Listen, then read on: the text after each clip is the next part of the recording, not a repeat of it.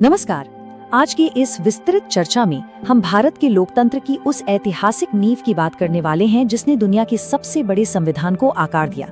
जी हाँ, ये कहानी है एक राष्ट्र की रूपरेखा की और उस संविधान सभा के भव्य निर्माण की जिसने हमारे देश का पूरा भविष्य तय कर दिया, बिल्कुल सीधा और साफ। तो चलिए जल्दी से देख लेते हैं कि आज हम किन पहलुओं पर बात करेंगे। सबसे पहले बात होगी ऐतिहासिक मांग की, फिर संविधान सभा की संरचना और आधार को समझेंगे। उसके बाद चुनाव और राजनीतिक परिदृश्य, इस निर्माण में 15 शक्तिशाली महिलाओं का अद्भुत योगदान और आखिर में वो शुरुआती बैठकें। चलिए शुरू करते हैं। खंड 1, ऐतिहासिक मांग। बीज बोना 1895 से 1946। देखिए, एक स्वतंत्र राष्ट्र का संविधान कोई रातों रात बनने वाली चीज तो है नहीं। इसके पीछे दशकों का एक बहुत लंबा और गहरा संघर्ष था। अब इस सफर के क्रम को ही देख लीजिए। ये मांग अचानक से नहीं उठी थी। 1895 में सबसे पहले बाल गंगाधर तिलक ने इसकी बात रखी, फिर 1922 में महात्मा गांधी ने इसे और मजबूती दी। 1934 आते आते एम.एन. रॉय ने इसे एक बाकायदा राजनीतिक रूप दे दिया। फिर 1940 का अगस्त प्रस्ताव आया, जहां अंग्रेजों ने पहली बार इसे माना, और आखिरकार 1946 में कैबिनेट मिशन की सिफारिशों के साथ ये 50 साल पुराना सपना सच में हकीकत बन गया। खंड 2, संरचना और आधार। लोकतंत्र का गणित।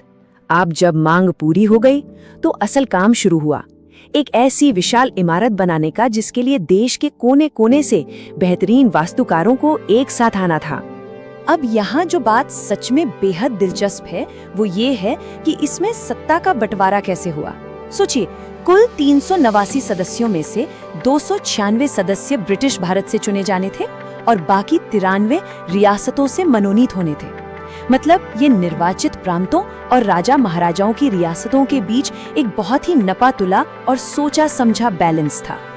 और हाँ, उन 296 ब्रिटिश भारतीय सीटों में भी एक दिलचस्प पेंच था। 4 सीटें सीधे तौर पर चीफ कमिश्नर प्रांतों के लिए रखी गई थी।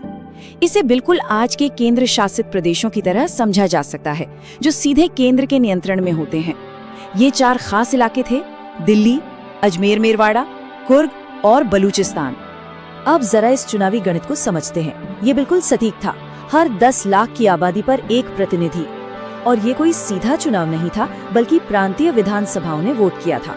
इसमें एकल संक्रमणीय मत यानी सिंगल ट्रांसफरेबल वोट का इस्तेमाल हुआ, ताकि कोई भी वोट बेकार न जाए। साथ ही समाज के हर वर्ग को जगह मिले, इसके लिए सीटें भी आरक्षित थीं। सामान्य के लिए 210, मुस्लिमों के लिए 78 और सिखों के लिए 4 सीटें एकदम फिक्स थी। खंड 3, चुनाव और राजनीतिक परिदृश्य। जुलाई अगस्त 1946। अब चुनाव हुए और इन ऐतिहासिक महीनों ने संविधान सभा की पूरी राजनीतिक शक्ल ही तय कर दी। और नतीजे साफ दिखाते हैं कि मुकाबला कितना एक तरफा था। कांग्रेस ने 208 सीटों पर एक जबरदस्त जीत दर्ज की, जबकि मुस्लिम लीग सिर्फ 73 सीटों पर सिमट कर रह गई। ये उस वक्त के 2 सबसे बड़े राजनीतिक दलों के बीच सत्ता का एक बहुत ही स्पष्ट और बड़ा अंतर था। लेकिन इतिहास का एक बहुत ही हैरान करने वाला सच भी है।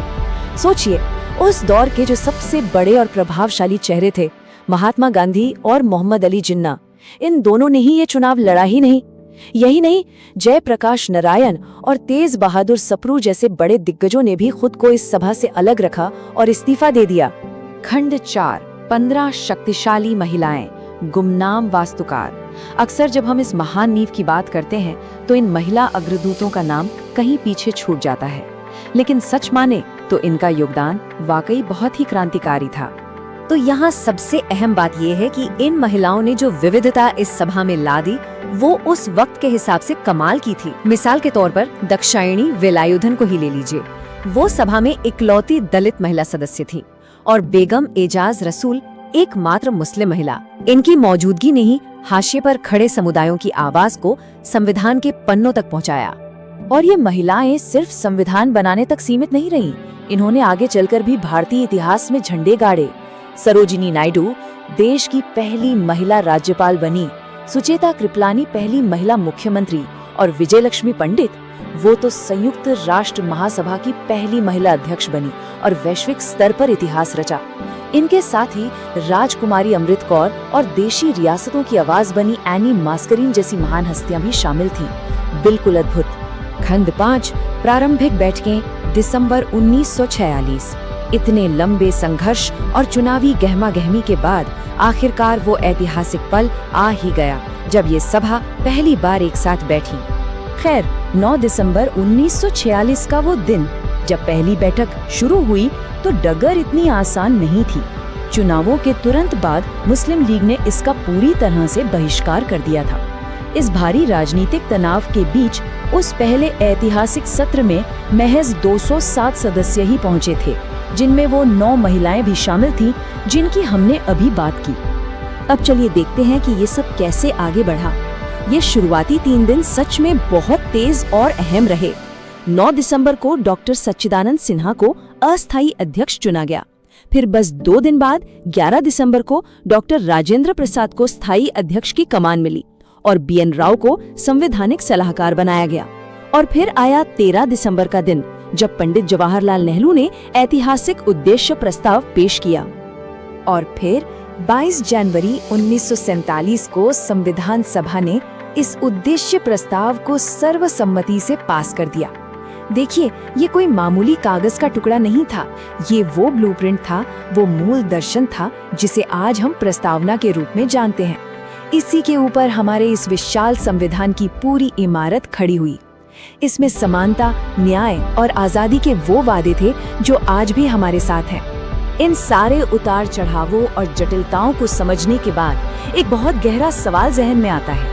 इन संघर्षपूर्ण और ऐतिहासिक शुरुआतों को जानने के बाद आज दुनिया के इस सबसे बड़े लोकतंत्र की नींव को आखिर किस नजरिए से देखा जाना चाहिए? क्या ये सिर्फ नियमों की एक किताब भर है, या उन अनगिनत संघर्षों, मतभेदों और विविध विचारों का एक धड़कता हुआ जीवंत प्रतीक? इसी विचार के साथ ये विश्लेषण यही समाप्त होता है। इस ऐतिहासिक सफर में साथ जुड़ने के लिए बहुत बहुत धन्यवाद।